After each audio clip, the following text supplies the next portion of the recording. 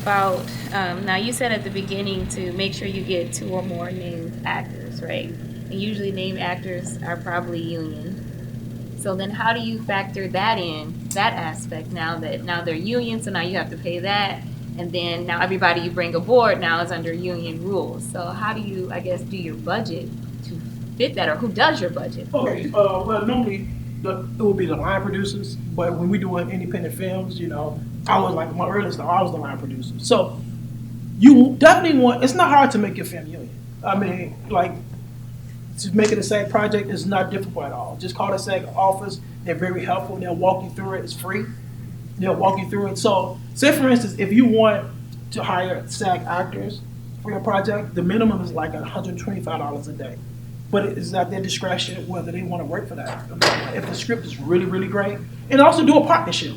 Darren Henson, we all know Darren Henson, he's from Something Yard, Black Coffee. So we're working on the project as a partnership. And there's a partnership that we're going to shoot later on this year. But,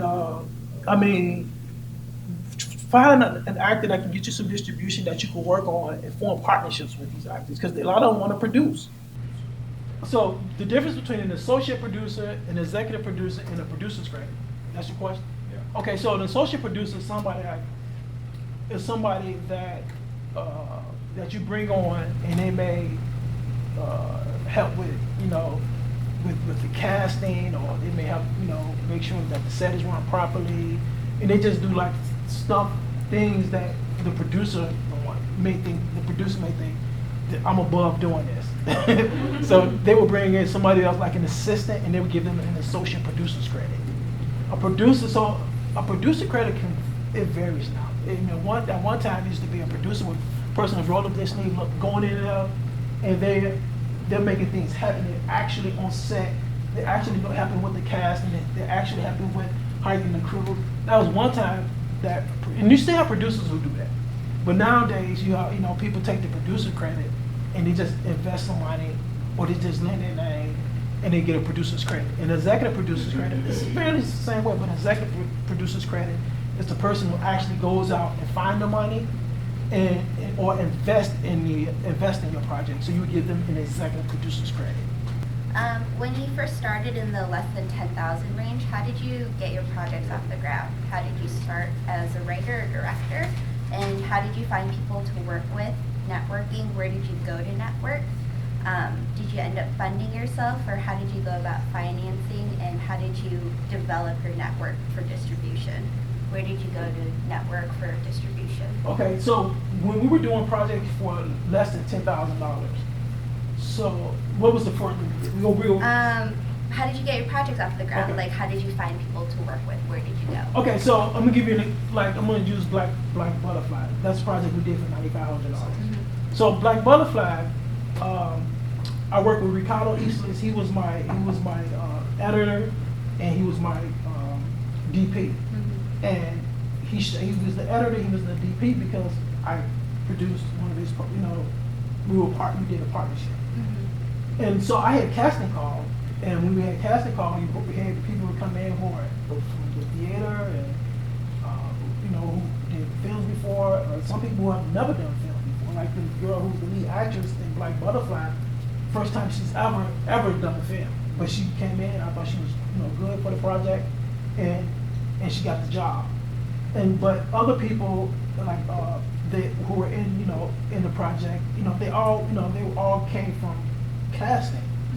And so once we did the casting, and once we had our crew, then I had interviewed my makeup artist, I interviewed my hairstylist. You had you just interview people, and people really want to work. And you look for people say for instance, of course you're not going to if you're doing a film for less than 10,000, you're not going to get a makeup artist that's working on Howard, or that's working on a major TV show. But if you have so many makeup artists who want to get their feet wet, who just want the opportunity, and they will work because they want to build a relationship. You have a hairstylist. We all know somebody. We all get our hair cut, or go to somebody at the salon, and go to somebody at the salon and say, look, I'm making this project, and I'm looking for a hairstylist. Would you be interested and been the hairstylist for my film. And I'm telling you, they're gonna say, oh yeah, I'm really interested in it. You know, How did you meet Ricardo? Like, how did you put out a casting call? And how did you meet like the crew that you put together? Okay, so I met Ricardo at a screening.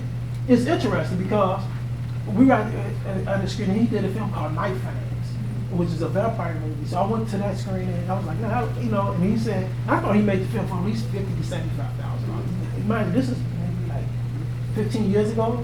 You know, I'm like, man. And then he's like, I made the film for I think $2,500. I'm like, nah, he didn't. And so afterwards, me, him, and this young lady named Cindy Lane, we went to dinner. And this is the first time I met him. So that night, the three of us, we went out to dinner. I was like, so how much did you really make your film for? He's like, Mark, it was $2,500. I said, come on, man. Like, how much? He's like, it was $2,500.